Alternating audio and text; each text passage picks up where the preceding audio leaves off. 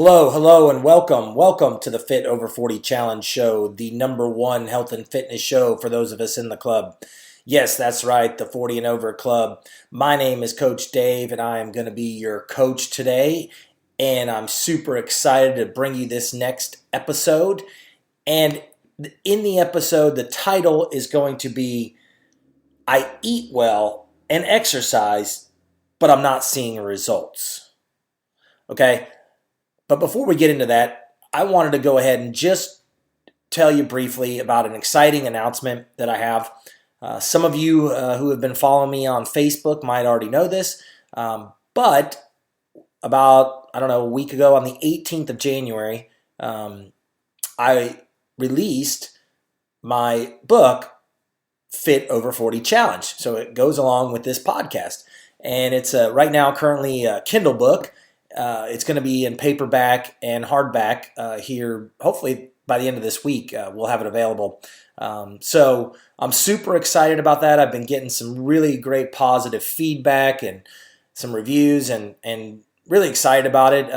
It was something that was I wanted to do for a while, but, one of those things where, I procrastinated, but I finally kicked it in gear, and by the end of the year, I got it done and came across some people. It's funny when you talk about when you set a goal and you start putting things in place, everything else falls into place, and that's kind of what happened. So I was able to get a publisher, and they would help edit it and get it all out there, and we finally got it out there on the 18th. So super excited. You can check it out at Amazon. If you just go to Amazon and you search for Fit Over 40 Challenge, I'll show up. I'll try to put it in some show notes here, link to the direct page, and I'd love for you to get a copy of it and also let me know your thoughts on it. So without further ado, let's go ahead and jump in though to today's episode. And as I said, the title, or what I'm titling it is I Eat Well and Exercise, but I'm not seeing any results. Now I have to admit, this is probably one of the top 5 questions I get from clients or prospects, people who are looking to work with me. And it's not an easy question to answer. And I know that sounds, like maybe a cop-out or, come on, there's got to be an easy answer for it. Unfortunately, there's not, because here's the deal. Everybody's different. Everybody's situation is different, okay? So I don't have a specific, cookie-cutter template answer for you.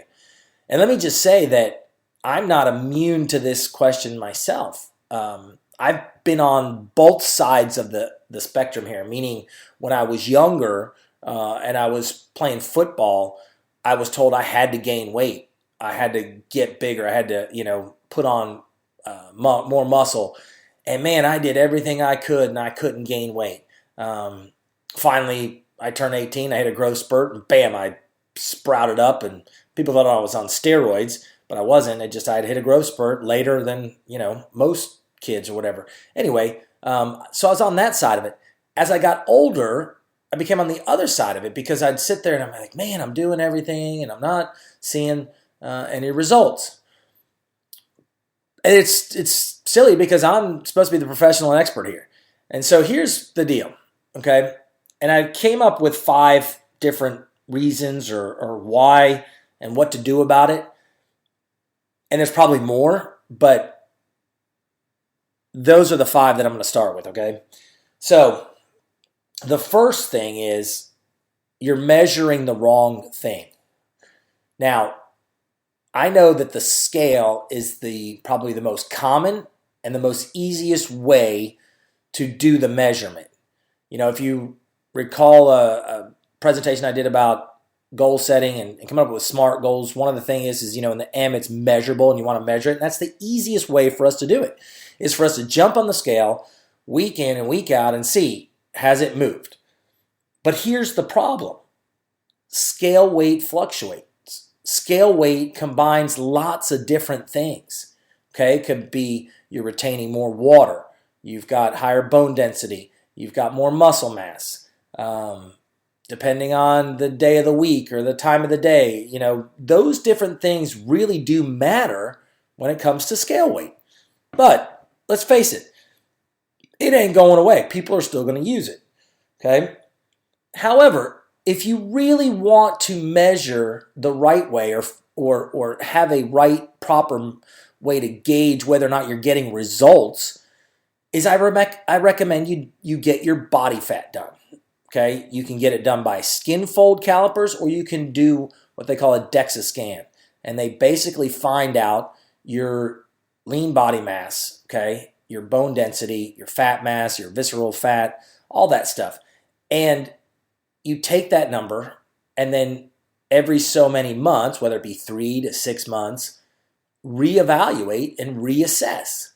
And I know that that's not an easy thing to do, but I'm just going to tell you that right there is probably the best way to do it. Oh, and you can also do hydrostatic weighing. You can get yourself dunked in a tank, and there's companies that actually they got portable ones. So there's lots of different ways to measure, okay, and better ways than just the scale. All right, so I know that that's the number one way people do it, and that's the way people are going to probably continue to do it. But just know that it's not probably the best way to measure results, okay? Now, the second reason that you might not be seeing any results, okay, is that you're overtraining. Let's face it, you came into January gung-ho, and you're like, I'm going to do this no matter what, and I applaud that, and I really do appreciate the enthusiasm and all the energy and effort you came into, but you probably overdid it. You probably went too far, meaning your body needs recovery. You need time to rest and recover. So when I see people and they say, well, I'm like, how many times have you been doing this? How many times have you been working out? Well, I've been going 6-7 days a week. I haven't been taking any time off, and I'm not seeing any results. Well, that could be the problem. Your body needs rest. And depending on how old you are, you need more rest. You need more recovery, especially if you're doing really high intensity or HIIT training workouts. So you need to take time to recover. Your body needs to refuel and recover before it can repair itself and be ready to do the next workout. So overtraining is one, or number two, I guess we'd say, because number three is consistency. Now, that's the other side of the spectrum, where you started off good. You got 3, 4, maybe 5 times a weekend, took the recovery days. Then the next week, maybe you got 1 or 2 in.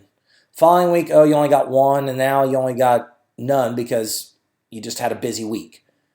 And yeah, you've been eating good, but you haven't been consistent. Okay? You haven't been consistent with your nutrition either. Sure, 1 week was great. Second week, not so good. Third week, so-so. Last week, not good at all. Listen, life happens that way, okay? So don't beat yourself up about it, but the consistency is key.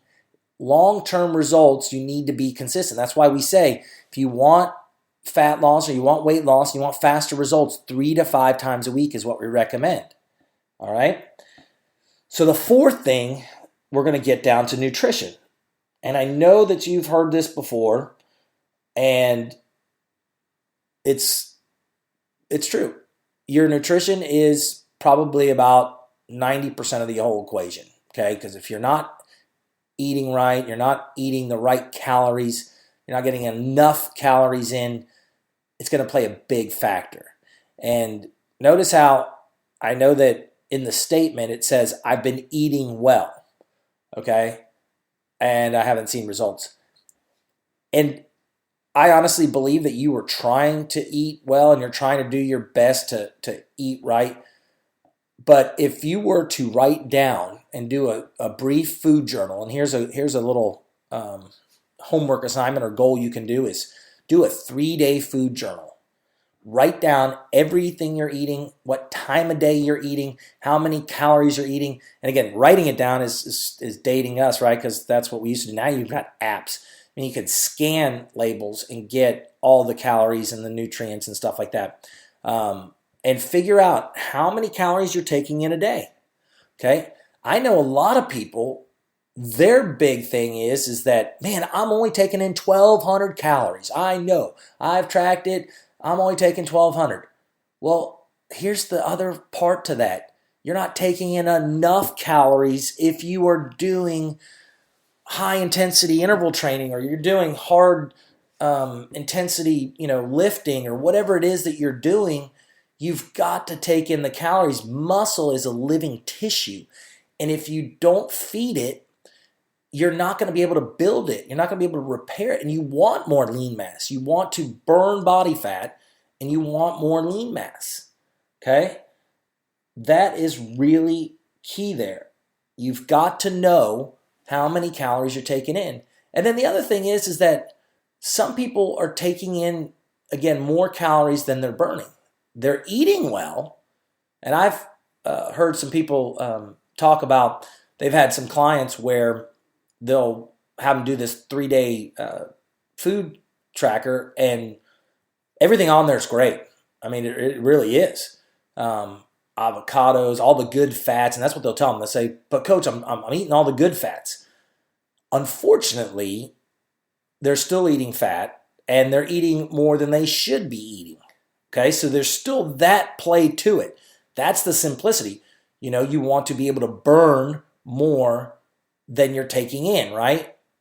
But what happens is that we go out, we get a great workout in, we see, hey, maybe I burned 500, 700 calories. I know I'm going to be burning some calories later on in the day as well because I hit epoch, but they still take in more than that, more than their body is burning. So that's why, just to kind of go back a little bit to what you're measuring, the RMR, your resting metabolic rate, is really important. So you know how many calories you're burning at rest, okay? You're noting also whether or not your body's burning fat or it's burning carbs, and you can then add in to the calories. So for instance, if I was to look at really what I am supposed to be taking in, I'm supposed to be taking in probably close to about 2,800 to about 3,100 calories, okay, depending on what I really want to achieve. If I want to just kind of maintain where I'm at with my lean mass, or if I want to lose, I need to bring that down a little bit. But 2,800 calories is a lot of calories. It really is. Now, it can be done easily if you eat bad. But if you eat right foods, 2,800 calories is still a lot. My problem is sometimes I don't get enough calories, okay? So I have to supplement them. That's what I do. I take protein shakes to get that extra protein, to get those extra calories in, especially after high intensity workouts. But nutrition is key, and you've got to really understand how many calories you're taking in, okay? And again, I get it. Most people aren't going to do this for long term, but do yourself a favor and do a 3-day food diary. Just for 3 days. You can do anything for 3 days, okay? Do a food diary for 3 days and look at it. Where are the gaps? Where are you not getting the sufficient amount of calories? You're taking 6 hours before each meal. Eat those fewer and frequent meals. So look at your nutrition. Look at how many calories you're taking in. Look and see if you're taking in too many. Just because you're working out hard doesn't necessarily mean that you can just go at as many calories as you want, okay? You still got to have that deficit if you want to lose weight, or, you want to burn fat, lose body fat. And then the final one that I'm going to talk to you about today is sleep. And a lot of people might throw the sleep, portion of it under the bus and say, I don't need that much sleep and everything like that. But if you're looking for really long term, again, in the short run, if you want to lose 10 pounds in 6 weeks, no, sleep isn't going to play that big of a factor. But in the long run, in the long term, sleep is going to help you burn more calories. I mean, there's been studies that show that people who get proper and adequate sleep burn about 5% more calories, when they're active than those that don't, because they're just not able to perform in the same way. And studies also show that people who are well rested burn more fat. Okay, and that's really the goal, right? We want to burn more fat, not our lean muscle. We want to burn the fat. And also the brain functions at a higher level with more sleep, okay? And that actually helps with burning calories in the long run as well, okay? Whether it be at rest or whether it be when you're active, okay? Now, with all this said, why does the scale matter the most, okay? Because I'm going to go back to that. And because I know you're not going to stop using that scale. Okay, I gave you those 5 reasons right there why you might not be seeing results, but I'm going to go back to the scale because I know that that's going to still be the number one issue here that most people are going to use. And here's what I want you to do. If the scale really is the determining factor, I want you to just ask yourself why. Why does it matter? Okay, is it going to help me stay more disciplined? Is it going to help me stay focused on what my goals are? Or is it going to hurt me and get me depressed and get me not as motivated to do things? Okay, so that's what I want you to do. Is that I want you to ask yourself, why does the scale matter?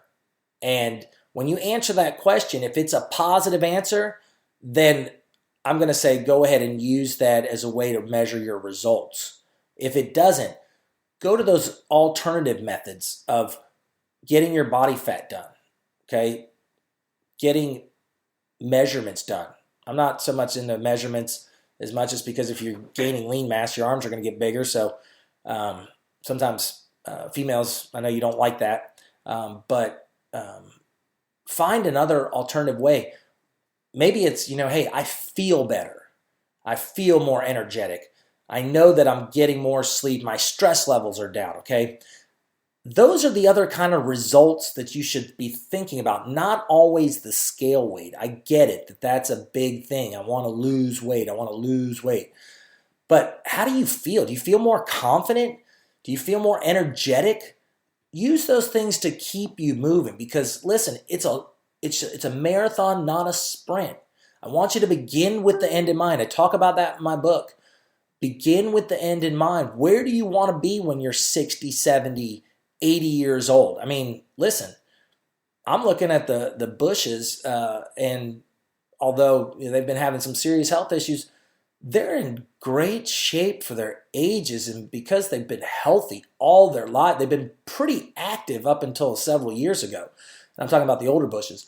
So think about where you want to be in your life. Where is it that you want to end your life at? How much quality of life do you want? I know that that's always not the number one thing you think about. You're always thinking about the scale and how much I weigh and stuff. But think about what you feel like, how much more energy you have now that you've been doing this workout program.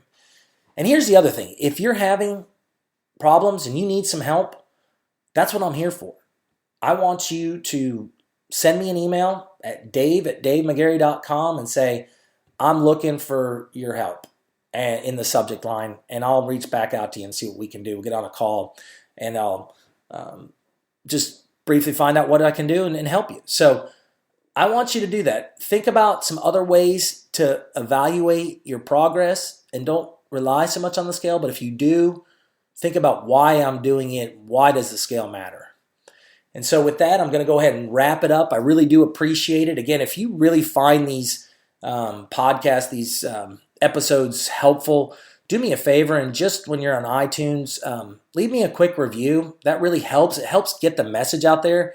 Again, I've been really thinking about 2017 and where my vision is and what I want to do, and I really want to help as many people as I can. I hate to put a number to it because I don't want to just arbitrarily say, hey, I want to help 1,000 people by the end of next year. I mean, I want to help as many as I can. And by you giving me a positive review, that would help. So I do appreciate it. Again, if you need anything, I'm here for you. And I hope you go out and make it a great day. With that, this is Coach Dave signing off.